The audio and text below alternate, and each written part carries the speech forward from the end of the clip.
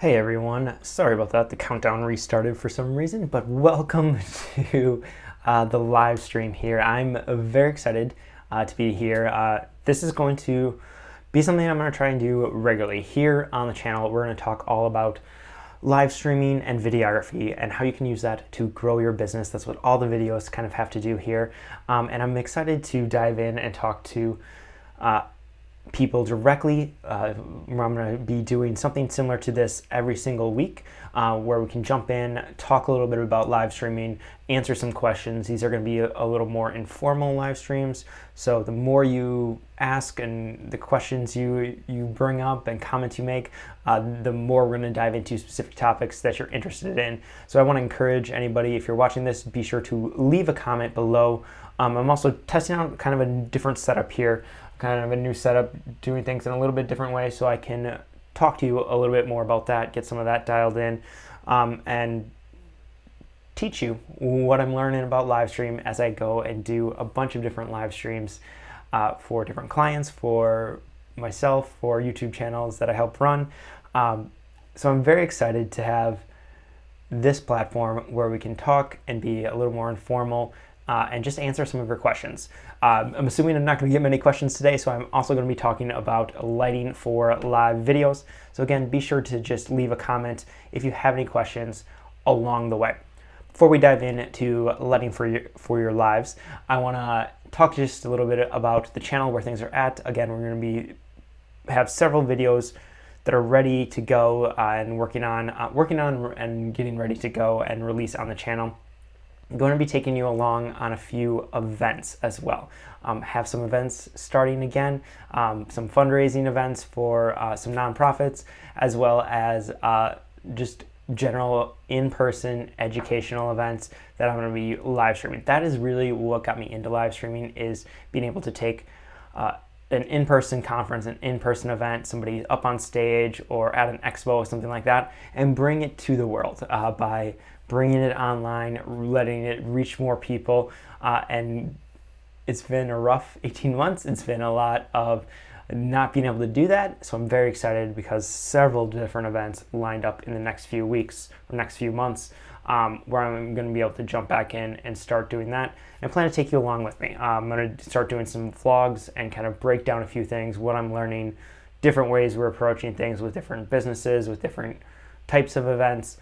So be on the lookout for lots more videos to come. I'm also working with a few really cool sponsors to help take those videos up a notch even. So I'm very excited about that. And so be on the lookout for all those cool things. And I will say, try to mark down. I'm not guaranteeing you it'll be every single week at this exact time, but Fridays at 8 a.m. Central Time is what I'm going to be shooting for some live streams where I'm jumping in and answering your questions. Like I said, won't necessarily always be that exact time, but I will promise you we're going to get one every single week. That's kind of my commitment here, especially in the fourth quarter. We're going to do some sort of live every single week. All right, but now let's talk just a little bit about lighting for your lives. So lighting can take, is really one of the biggest keys to successful video production. Having a really nice lighting is going to elevate the cameras, elevate the gear use, elevate the look that you have. So it's going to be extremely important that you figure out how to dial that in the best you can with your situation. We're going to talk about a few different options for lights and a few different options of how to light things. This is going to be a little more of a high level overview, but if you're just getting started, you're going to want to pay attention and be sure to be thinking about some of these things along the way.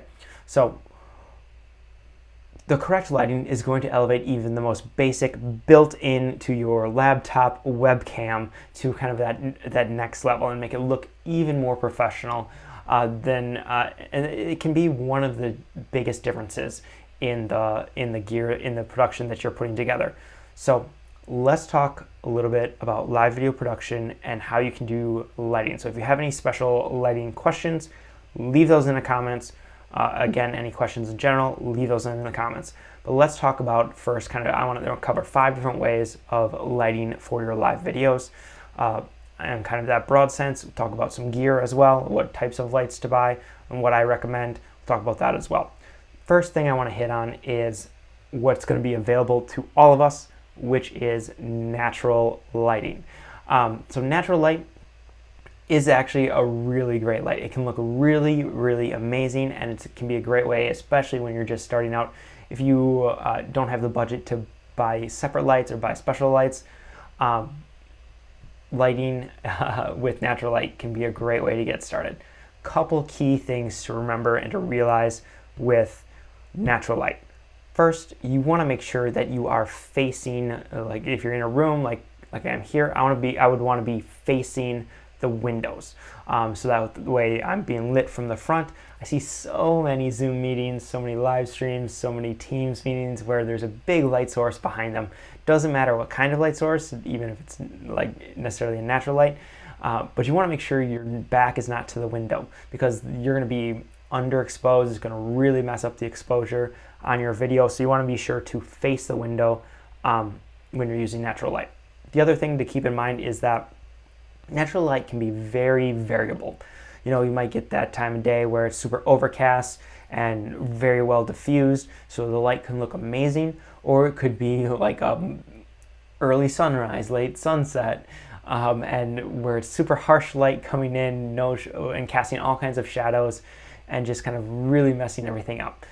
And it can also change throughout the day, from minute to minute, even like if a very clear sky, and then all of a sudden a cloud passes in front of the sun and just adds all kinds of weird shadows to your scene. So that's the thing to keep in mind, that that type of lighting with natural light can be extremely variable. Now, second thing I want to talk about is using possibly a small light. So some little light source, something say similar to the Aperture MC. So this is a really great light that I really love. In fact, the background lights right there, those are both two little MCs that I'm using to light this. And I'll talk a little bit more about what I really like about the Aperture MC in just a second, but you could also be using, say, a lamp, something that can be sitting on your desk even. Like this is, have a little desktop stand. You could use a lamp, ideally try to get a cool bulb so it's not casting like a yellowish, warm yellow shadow. I think that kind of messes up videos. I prefer the cool look. Maybe you're going for that look of like the nice fire time chat, so then you might want to go with a warmer bulb. But that's another option for you, is some sort of light source. Try to get that a little closer generally. If you're using a small light source like that, that's going to help kind of improve that lighting and help you just look better. DMC, if you want to use this, this gives you tons of different options. For one, it has a little dial that is going to allow you to increase increase the light or decrease the light, which is always great. Let's keep it on just pretty low here. It also has the ability to change the color temperature. So you can go to a really warm light, or you can go to the more daylight balanced, or even cooler than that, a really cool light. You also have the ability to change the hue of the light. You do that through the app. You're able to kind of change the hue, so the color, so you can have basically any color light that you want. And what you're going to want to do, let's get this to a more realistic light setting. Let's go 56 turn it up. But what you're going to want to do is kind of place that light just off the side, so it's out of the picture. But you're going to notice even right here with, I have lights on now, but you're going to notice the big difference between having the light at about eye level right here. This is where you kind of want to place it, versus something, well, there we go, versus that.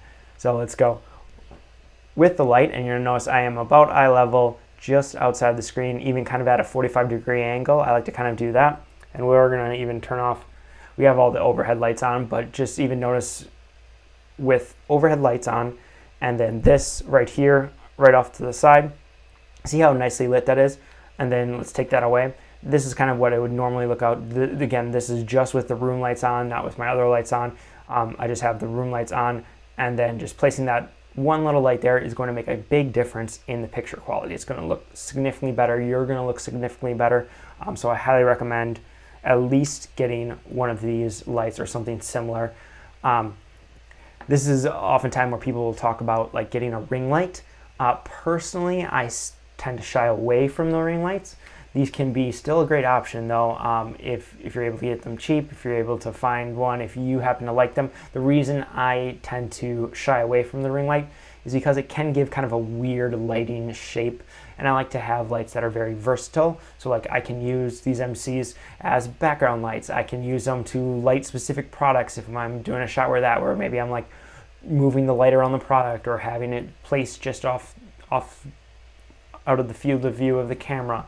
So you can really adjust this when you have something like this, versus a ring light can be much more difficult to do that. If you have glasses, a ring light also is just going to give you tons of glare, whereas you can make some adjustments with these to get rid of the glare. For glasses, since I kind of brought that up, let's talk just a little bit about some best practices, some tips on how to handle that element. If you do have glasses, I highly recommend, you're gonna have to play around with your light setup, to be honest, just to kind of dial it in. You'll start to figure it out eventually, as you just kind of test and try things out and move things around to see where best is to place your lights. But generally, 45-degree angle from you kind of on the side. So 90 would, directly in front, 90. Let's go to the 45 right about here, just so it's off camera. But then you're also going to want to go up and at about a 45-degree angle. So again, 90 up to about 45-degree angle, and then of course angle the light down at you, and that should help eliminate any sort of glare that you're getting from your glasses. Another kind of trick, if it's close but not quite there, is to actually just tip your glasses slightly. So I used to wear glasses all the time. Now I generally tend to wear my contacts, but I used to wear glasses all the time, so I had to deal with this a lot. But even just tipping your glasses slightly so that they're angled down a little bit more can help eliminate that glare, especially if you're not able to adjust the lights as much as you might need to or might want to. So something to keep in mind. Hopefully that helps any of you glasses wearers out there. The next thing is to think about, well, let's turn the light back on. There we go.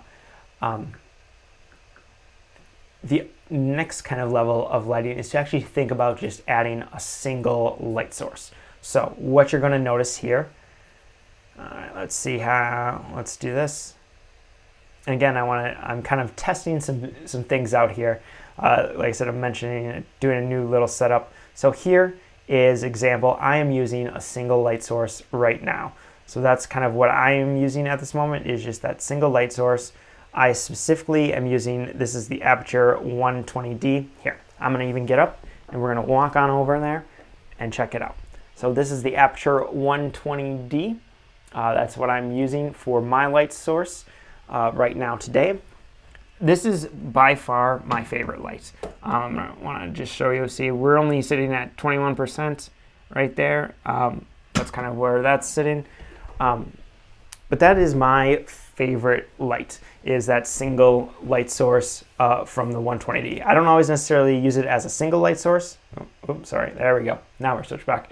I don't necessarily always use just that, and you're gonna even notice in the setup today, I do have extra lights around.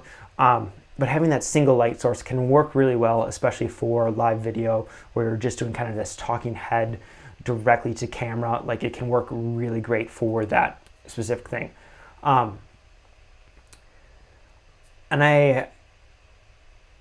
With kind of that single light source, you're gonna want it to be a little bit more direct on, and you're gonna notice with something like this, I had a big diffuse box that's actually the mini light dome on there.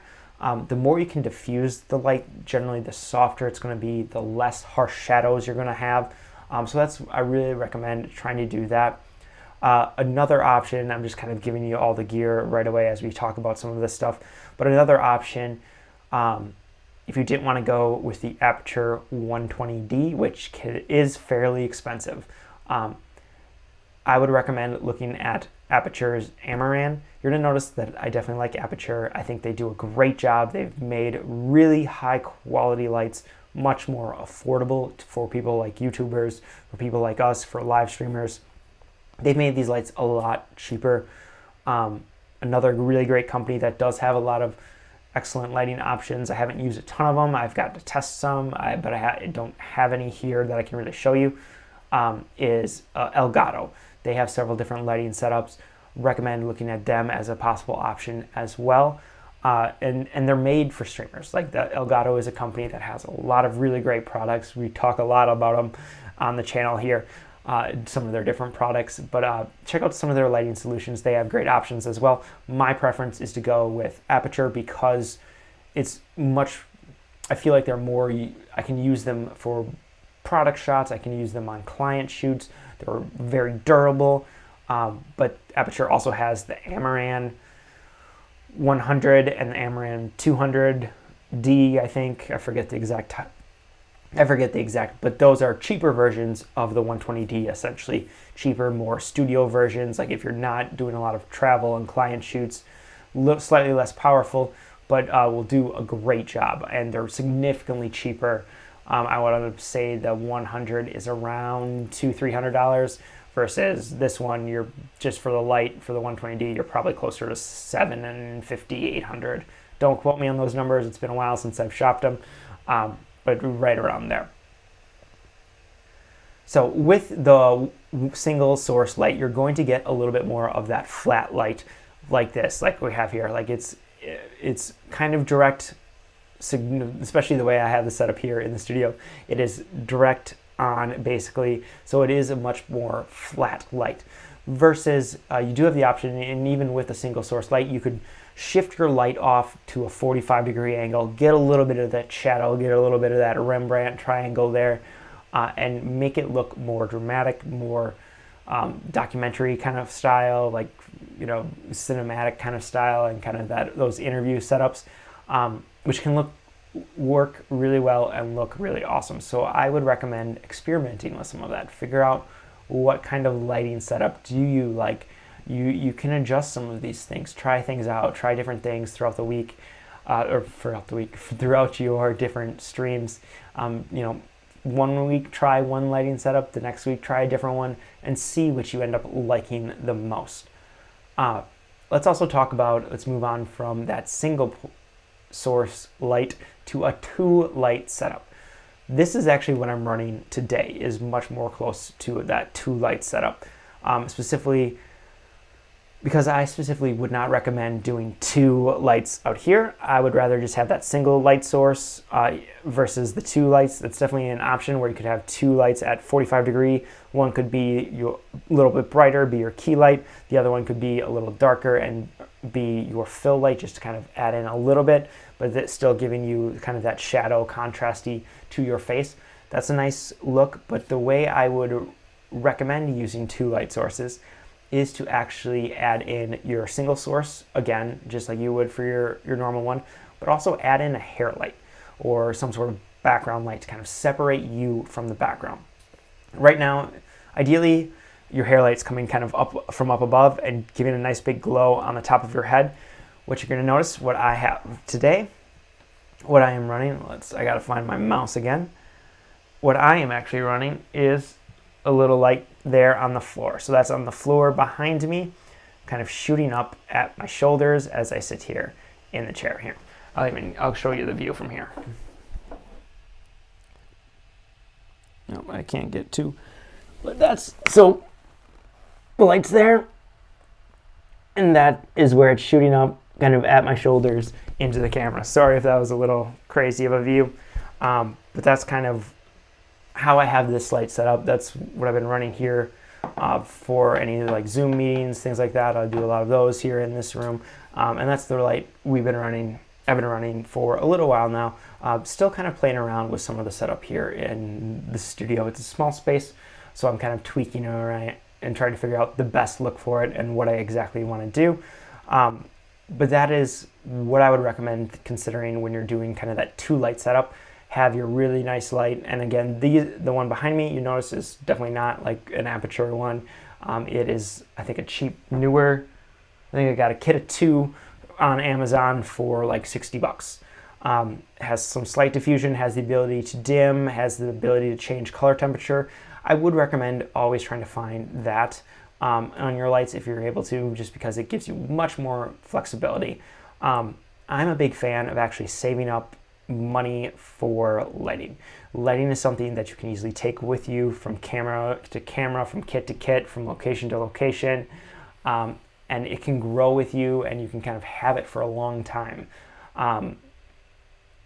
A light, so I think that's just a great investment to make. I would rather you save some money for a few months in order to get something like the Amaran as your single main light than spend your money on something cheap that that's going to break, or you're not going to be as nice as you want it to be. So let's talk a little bit about the final kind of lighting setup, which is the 3-point lighting one. This is probably generally most commonly talked about for movies and interviews and things like that. It's a great setup. What that basically involves is 2 lights in front of you. So you have your fill light, your key light, which is the stronger one, generally at about 45 degrees.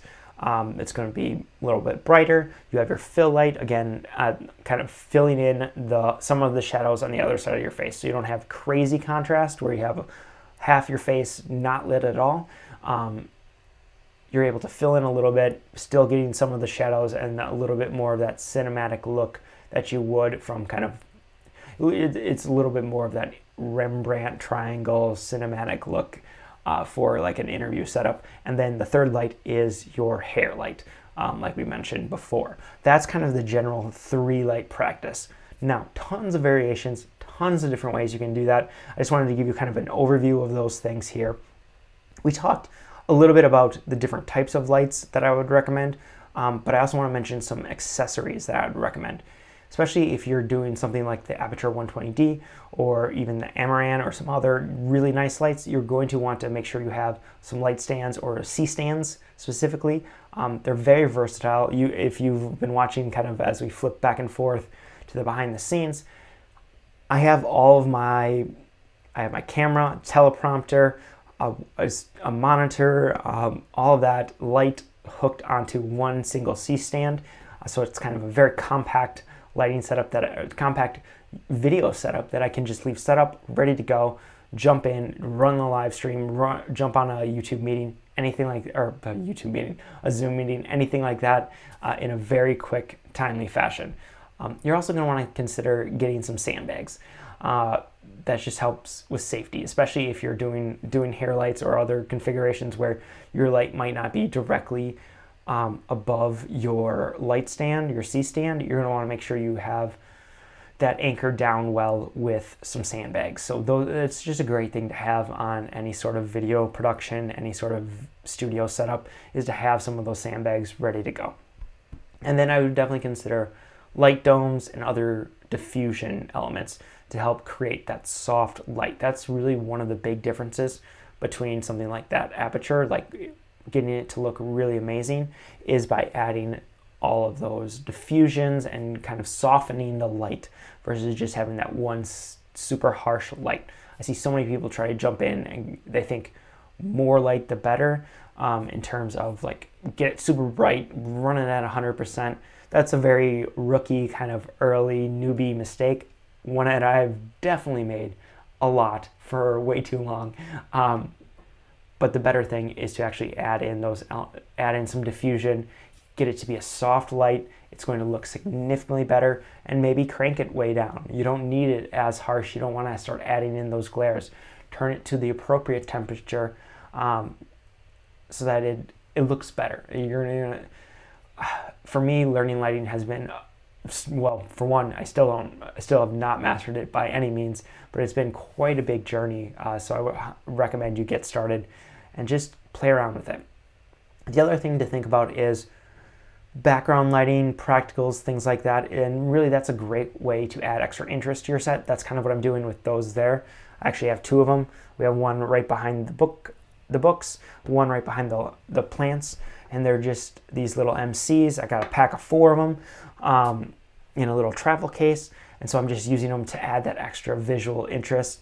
I could change the colors. You could bring in LED lights, like an LED light strip where you have different colors. It's just there's an unlimited amount of possibilities with some of this, but practicals and background lighting can really add extra cool effects.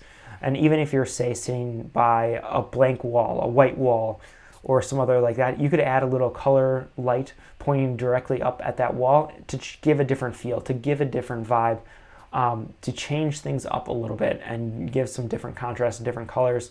It's a great way to kind of experiment, change up your backgrounds, make things more interesting, make things look more professional with lighting. So hopefully this helps. I wanted to kind of run you through all of that. Again, this is something we're going to be doing here every single week, probably just like a half hour or so, something quick, where I can answer some questions. I'll have a topic every single week just to make sure in case we don't get any questions. But I want to make this an opportunity for you to get your live streaming questions answered, to interact.